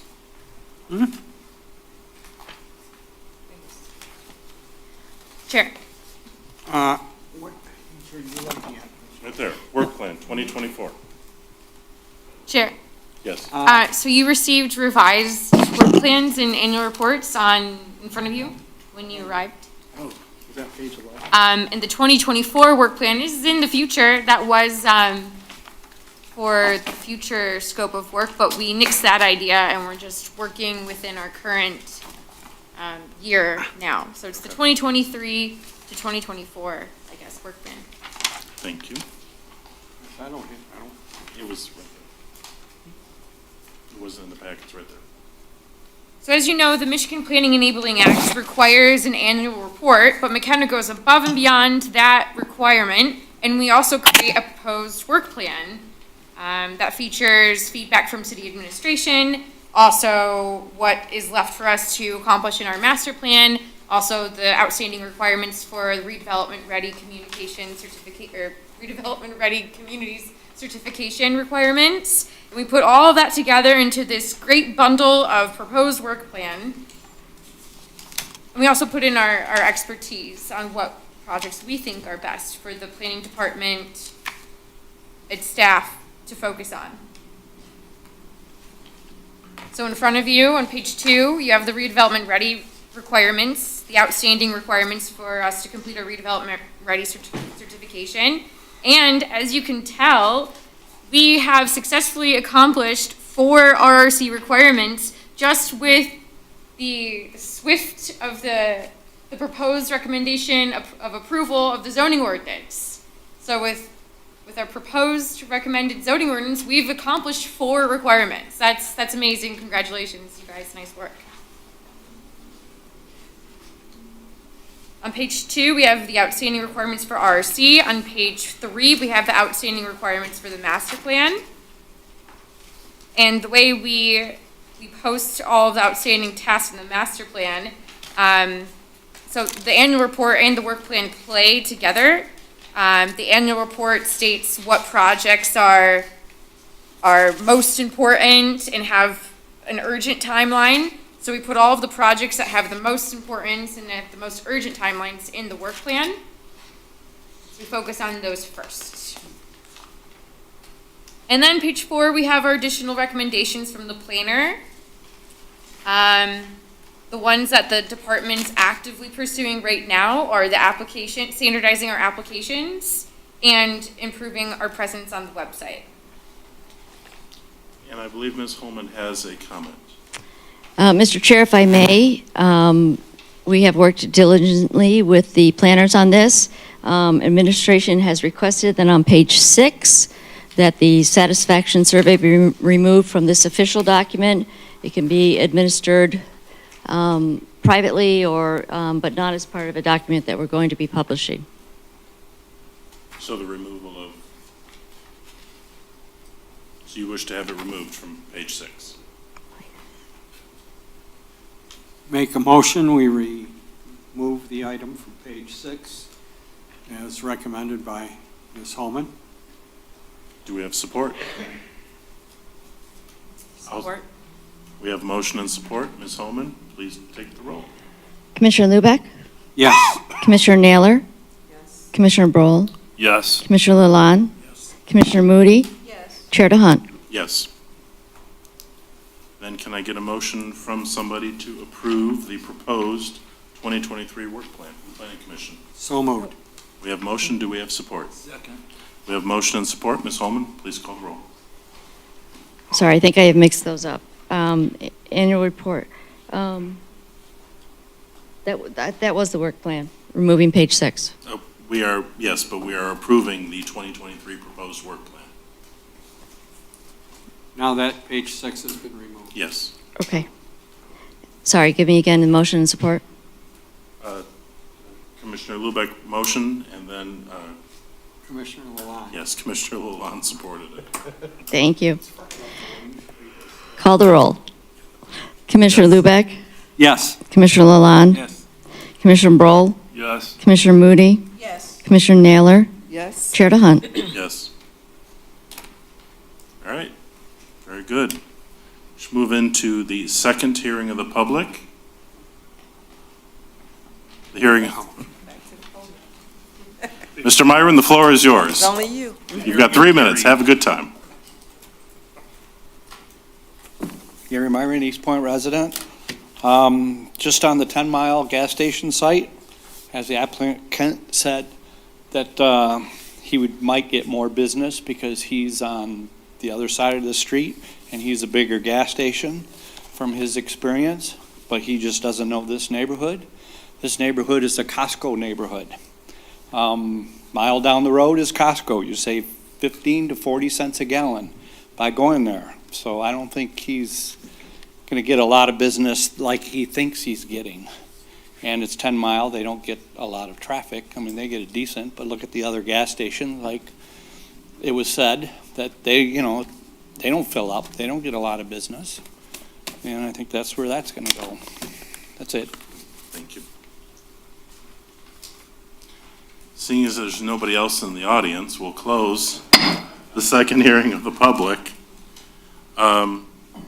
Training. Training. Hello. Thank you, Chair. Training. Yeah, Okay. the T word is coming to my mind right now, but It's a great I'll word. make a motion It's a to great table word. the training for tonight. No. I'm being sarcastic, Ms. Brazaszewski. I Thank you. apologize. Thank All you, right. Vice Chair.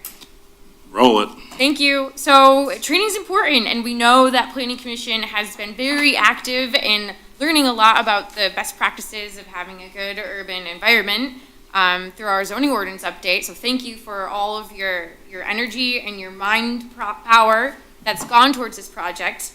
So we have been actively training. However, we also just want to keep it going a little bit, and we're interested to hear what you want to learn about. So we would like to dedicate like 10 minutes, 5, 10, 15 minutes each meeting. Granted, it's not a long meeting, to talk about a new item and learn about something new in urban planning or economic development, whatever you'd like to learn about. So we have the survey in front of you. It'll take a minute.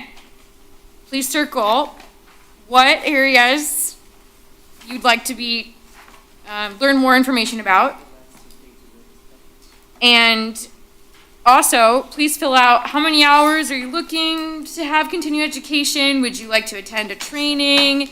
Would you like a joint training session with your neighbor boards and commissions? How would you like a training source? Is it an article? Is it a YouTube video? Is it me on TikTok describing what a walkable environment is? I don't know, walking down 9 Mile? And then moving on to the back of the page, it's still another survey, take 30 seconds. How would you like the training to operate? Would you like the boards and commission members to read and watch the material before the meeting? And do you agree or disagree with that? And then also, how do you want the conversation to kick off? Do you want the vice chair to do it? Do you want the chair to do it? Do you want the planner to do it? Do you want the council member representative to do it? So it's up to you. Please take your time to fill this out. We really appreciate it so we can move forward. And onward and upward. So you want this today? Yes, take 1 minute. Didn't expect there to be a test today. Chair, can I add something while you're filling it out? Yes. Okay, awesome. I just wanted to uplift the training opportunities also that Ms. Holman emailed to you prior to the meeting. So there's both online and in-person options through MSU's Extension Citizen Planner Program, as well as the Michigan Economic Development Corporation's Redevelopment Ready Communities Program. So there's an online option available for Citizen Planner that's available anytime. And then they're also doing online, but they're actual live trainings, so you can interact with the other participants and instructors Tuesday evenings from 6 to 9 p.m. from May 23rd through June 27th. And then they have actual in-person live trainings specific for Macomb County on Thursday evenings from 6 to 9 p.m. from April 20th through June 1st.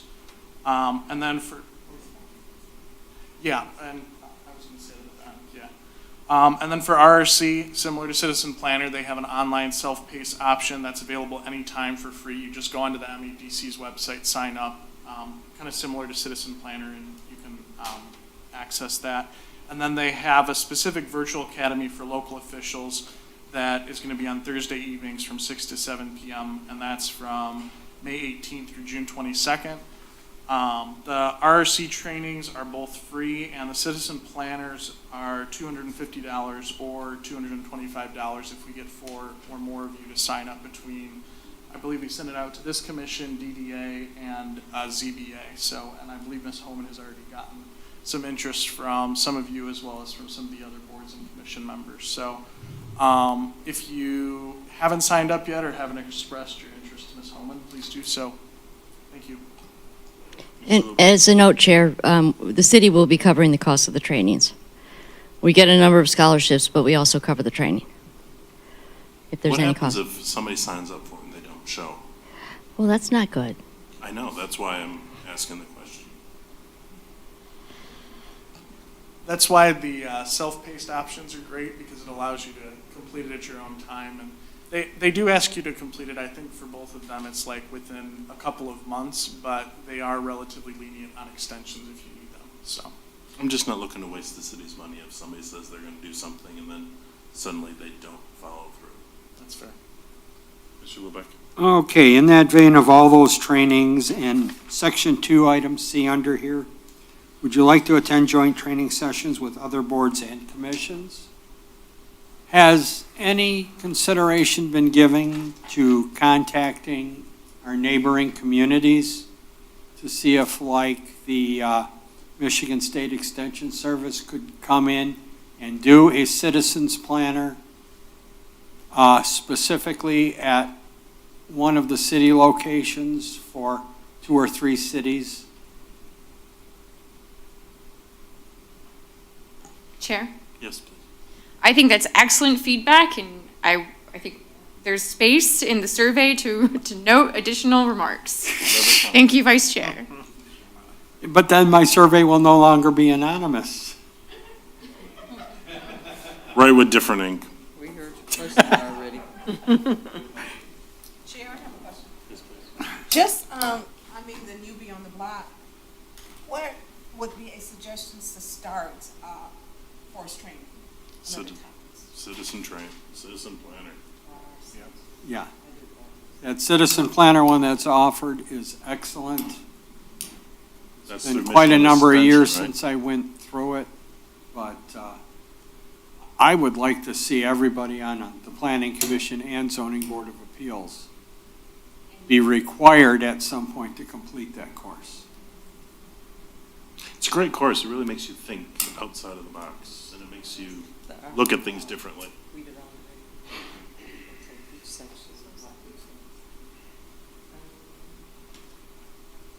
Yeah, if I would have taken that course earlier on, I would have, and I mean, it cut out, things that you learn over the years. And so there were things I knew, but it was like, wow, I should have taken this the first day I started on this commission. Chair, if I may. Please. Commissioner Moody, I think I have you sign up for both of those online, right? Yeah.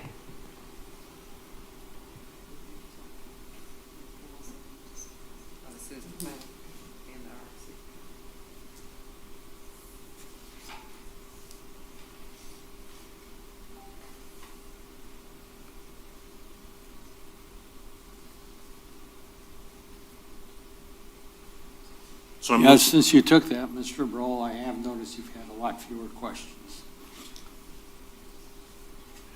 I don't know if you're joking or not.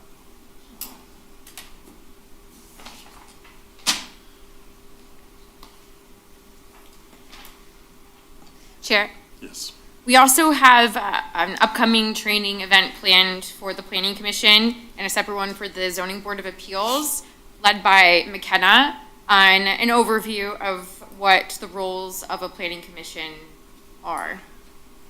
Okay.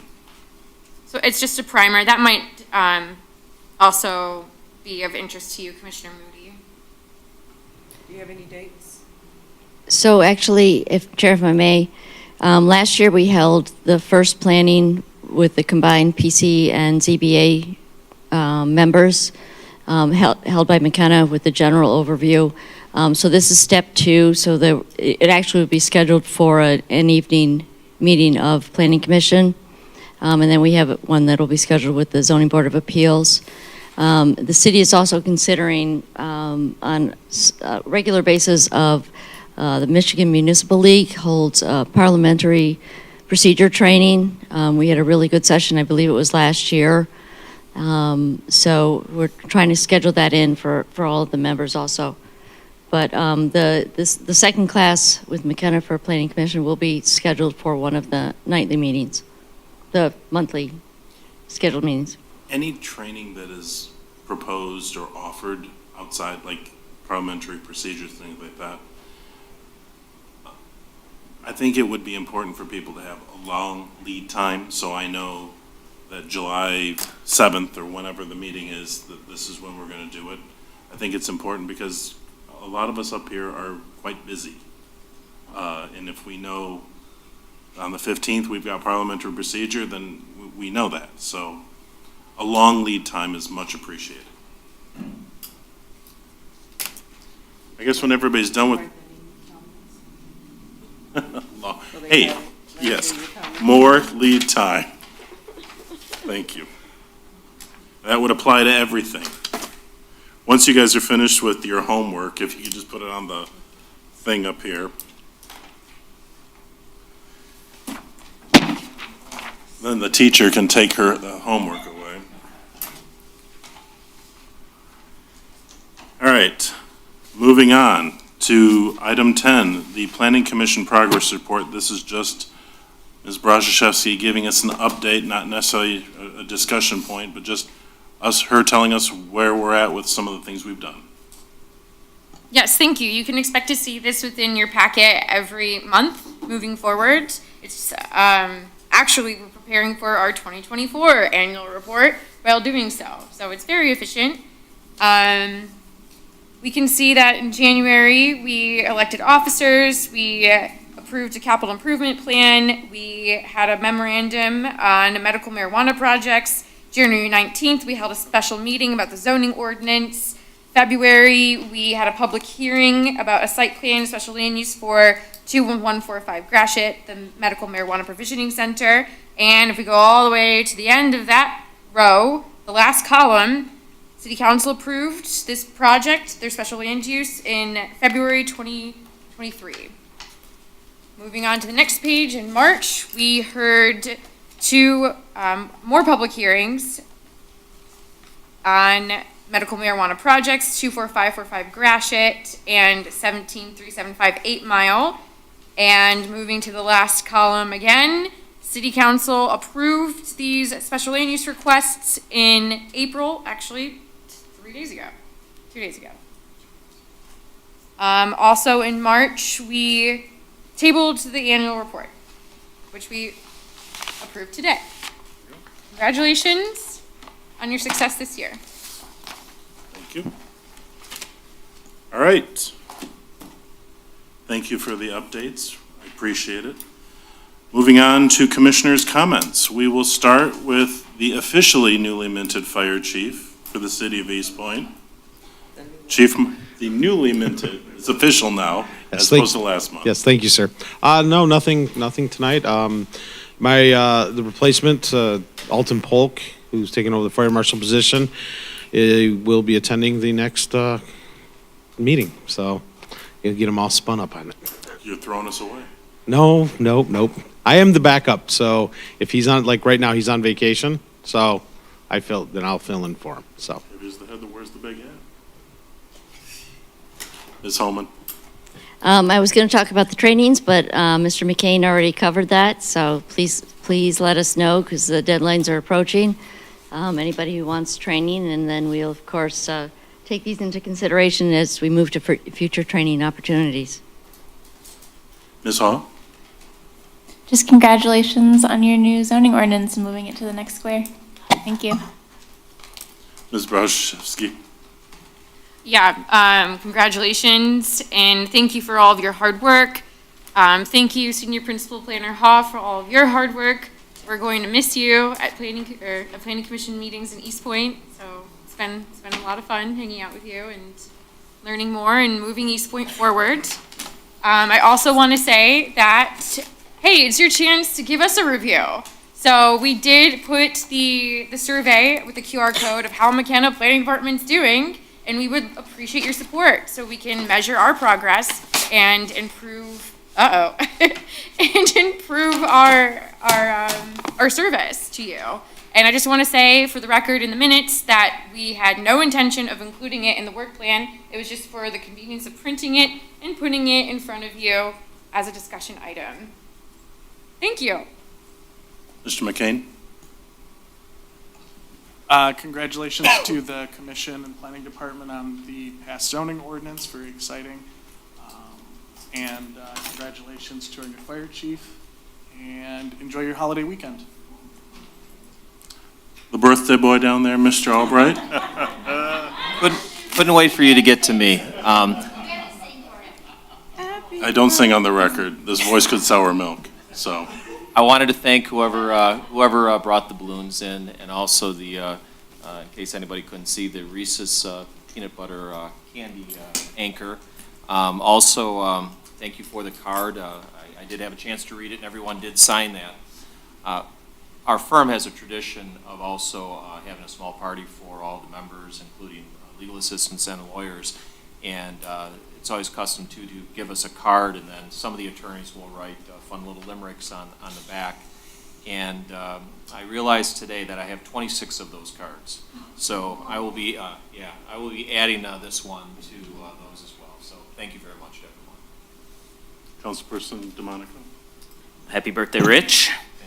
I'm excited about the brand-new shiny zoning ordinance, so thank you, everybody. Well, I guess not brand new yet, hopefully soon. And then what was I going to say? Well, so today, I guess I'll transition into a happier thing, but today it's kind of a wild and terrifying thing that I don't know if you guys saw happen in Tennessee today, where 2 members of the legislature were expelled by the rest of them for simply just breaking, at least from what it appears, just breaking some rules of procedure in the chamber. Kind of a wild thing. I guess only 2 people, I think, had ever been expelled since like the Civil War, and now they expelled 2 members just for protesting in the House chamber. Kind of a super wild thing. But into more positive local, we do have city elections coming up, and I just wanted to mention a couple things because it's sort of confusing. We'll have potentially, if there's more than 2 mayoral candidates, we will have a mayoral primary in August. The petitions are due April 25th, so this month. If there, like I said, if there's more than 2 candidates, so we'll just have the mayoral primary in August potentially, and the general in November, and then we'll have 2 council seats up in November, no primary for council. So, you know, when talking to anyone in the community, make sure I understand that. Slightly confusing and different than previous elections, because that was adopted since the last mayoral election. And that is all, Chair. Mr. Broom. I would just say thanks to Ms. Haw for all the hard work on the ordinance, and just in general to McKenna, thank you for all the hard work and all the great output. Thank you. Mr. Lalonde. I have no comment. Ms. Naylor. Thank you, Mara and Laura, for allowing me and Kim to be a part of the joint, zoning, what do we call it? Steering committee. Thank you. Thank you, Chief. Steering committee. That was great insights. And to the chief for letting me address him as Marshall. Didn't tell me I'm the chief. But yeah, thanks for that. And I'm glad to see all the energy behind being a forward-moving city. Thank you. Ms. Moody. No comment, really. I would just like to say to everyone, have a wonderful, blessed Resurrection Sunday. And that's it. Mr. Lubeck. Oh, it's nice to not have to be reporting on the death of a well-respected community servant this month, unlike the last couple of months. Congratulations, Chief. Ms. Haw, we're going to start missing you again. That's not to say Ms. Brazaszewski isn't doing an excellent job. Her enthusiasm, I wish I could bottle that. It rivals that of my grandchildren. When they're good or bad. Just their enthusiasm level. I mean, they're like nonstop, full speed, warp 5, a whole 9 yards. It's good. Happy birthday, Mr. Albright. Looking good for 29. Well, you know, wanted to be on the safe side, but if you've got 26 cards, never mind, I won't do the math this late at night. I'd like to thank all the commissioners. I know I tend to nitpick a lot of things, but I've seen a lot of things in this city, and I just don't want to see repeats of them. With that, everybody have a happy Easter. That Concludes my comments. Thank you. I said it before, I'll say it again, everybody up here has a role, whether you think it or not. I had a conversation with Ms. Ulinsky the other day, and she was wondering what her role was. And I said, we all attack things from different perspectives. And I think that's what I like the most about our commission, is because we all attack things from different perspectives. Some from the aesthetic, some from the legal, some from the business aspect, but we all attack things from different avenues. So I very much value that. I'm going to be a buzzkill, and I got to talk about this shooting in Memphis. Just when you think that you're over it, then it becomes real again. And it got closer to me this time. And I can't say that I know this little girl, Evelyn Dickhouse, that was shot, but I know her uncles. And they're in my industry. I can't say that I know them well, but it got closer. And just when you think it can't get any closer, it does. Banning guns is not going to be the solution. All these, zealots, ban this, ban that. It has to start in the house. If you, your child, your family are exhibiting bad behaviors or exhibiting psychotic tendencies, it is incumbent upon the people within your own home to step up and say, I need to get you help. So we can say what we want about banning things, making laws, doing this, doing that. It starts in the house. So I don't mean to sound like a buzzkill, but it just kind of got closer than it's ever been before. So, and I'm hoping that Mr. Albright has a wonderful report on these god-awful repair facilities that have cars spilling into the streets, because it looks horrible. I was coming back home the other day, going down Gratiot from the city, and you look over at the one facility next to the Macomb Tobacco, and they're all over the place. And then you look and they've got wreckers almost parked on sidewalks down that side street. And then you look to what used to be the ice cream parlor, and they're putting garbage over there. And then you go a little further down, and you've got Ray's Boom Boom Room, and then you have the sea of derelict cars. If these are people that can't pay their bill, and these cars are being held as collateral by these business owners, then I suggest these business owners start monetizing these cars and getting them out of here, because it looks horrible. We are becoming the city of deadly, dead-looking, nasty cars, and it is just horrible. And aesthetically, it is not pleasing. If I were a developer coming into the city with a couple $1 million and I saw that rubbish everywhere, I would drive right through the city. So hopefully you've got good news. Mr. Chairman, actually, on one of those problem properties, myself and the building official approximately 2 weeks ago did meet with the attorney for the owner of one of those properties, and in no uncertain terms, we told the attorney what the city's position was on that, and indicated to them that unless they took certain action within a particular period of time, that there would be enforcement action, and that goes to any other properties that are being used in violation of the city's zoning ordinance. So the building department is aware of it, and they are prepared to take steps, whatever those may include, whether it's prosecutions in the 30th District Court or pursuing nuisance abatement and obtaining an injunction in the Macomb County Circuit Court. Those are all options available to the city, and the building department is proceeding in that direction. Thank you. That's all I have to say. I've already been the buzzkill, so can I get a motion to close the meeting? Motion to adjourn? Do I have support? We have motion and support. Ms. Holm, please call the roll. Commissioner Lubeck? Yes. I believe it was Commissioner Moody? Naylor? Naylor. Thank you. Can't see you guys over the thing. Commissioner Broll? Yes. Commissioner Lalonde?